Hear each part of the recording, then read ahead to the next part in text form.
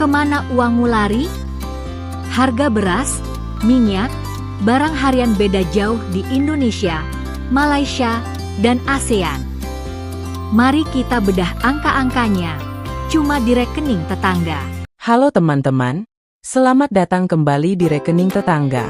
Kalau kita mau bandingkan harga barang dan biaya hidup di Indonesia dengan negara tetangga seperti Malaysia, Singapura, atau Thailand, ada satu hal yang paling menentukan, nilai tukar mata uang.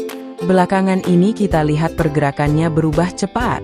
Beberapa minggu lalu rupiah sempat melemah cukup terasa, tapi sekarang mulai menguat lagi.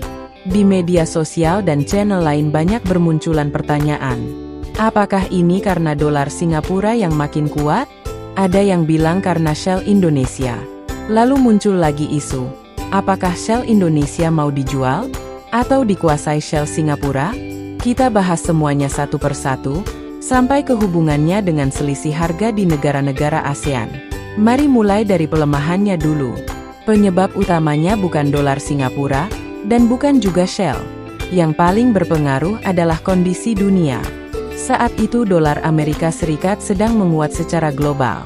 Bank Sentral Amerika Serikat menahan suku bunga tinggi, jadi investor memilih menaruh uangnya di sana karena lebih aman dan untung. Akibatnya permintaan dolar melonjak, dan semua mata uang termasuk rupiah ikut tertekan. Di dalam negeri juga ada faktornya. Ini adalah masa pembayaran rutin kewajiban luar negeri, bayar impor, utang, sampai kirim keuntungan ke induk perusahaan. Nah, disinilah peran Shell terlihat. Mereka memang butuh membeli dolar dalam jumlah besar untuk kebutuhan operasional dan dividen. Tapi ini hanya kebutuhan musiman dan sementara, bukan alasan utama arah rupiah turun. Lalu soal dolar Singapura, mata uangnya memang dijaga tetap kuat supaya harga barang di sana tidak melonjak.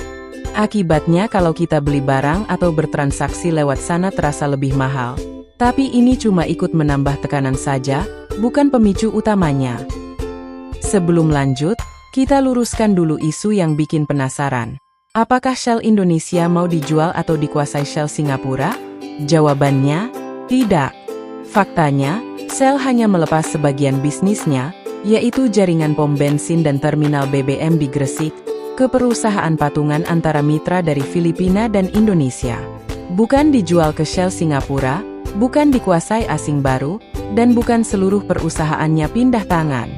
Mereknya tetap Shell, kualitasnya tetap sama, cuma pengelola operasionalnya yang berubah.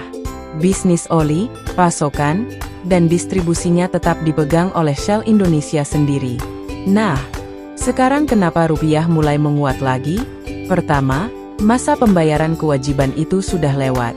Termasuk kebutuhan dolar dari Shell dan perusahaan besar lain sudah berkurang. Kedua, Bank Indonesia bertindak menaikkan suku bunga dan menjaga kestabilan nilai tukar, sehingga uang asing mau masuk lagi ke Indonesia. Ketiga, pasokan dolar dari hasil ekspor makin lancar, dan suasana ekonomi dunia mulai lebih tenang. Jadi intinya, dolar Singapura dan Shell itu hanya faktor pendukung, bukan penentu utama. Arah naik turunnya tetap ditentukan oleh kondisi ekonomi global dan kebijakan di dalam negeri. Lalu apa hubungannya dengan perbandingan harga antar negara? Begini, saat rupiah melemah, barang impor jadi mahal, biaya liburan dan belanja ke Malaysia, Singapura, atau Thailand terasa lebih berat.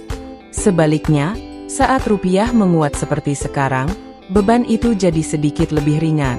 Kalau kita bandingkan, ringgit Malaysia bergerak mengikuti tren dolar, tapi cenderung lebih stabil. Dolar Singapura memang paling kuat, jadi hampir semuanya terasa mahal bagi kita. Di Thailand dan Vietnam, nilai tukarnya lebih terjaga, sehingga selisih harga kadang cukup terasa. Jadi jangan cuma lihat angka di etalase, tapi perhatikan juga nilai tukarnya saat itu yang bikin perbedaan harga terasa nyata. Jadi begitulah gambaran lengkapnya. Sekarang sudah jelas kenapa rupiah berubah arah, dan sudah terjawab juga soal isu Shell yang banyak dibicarakan. Nanti kita bahas lebih rinci. Barang apa saja yang harganya paling berbeda di ASEAN dan kenapa selisihnya bisa sampai 2 kali lipat. Jangan lupa like, komentar, dan subscribe supaya tidak ketinggalan pembahasan selanjutnya. Sampai jumpa di video berikutnya, hanya di rekening tetangga.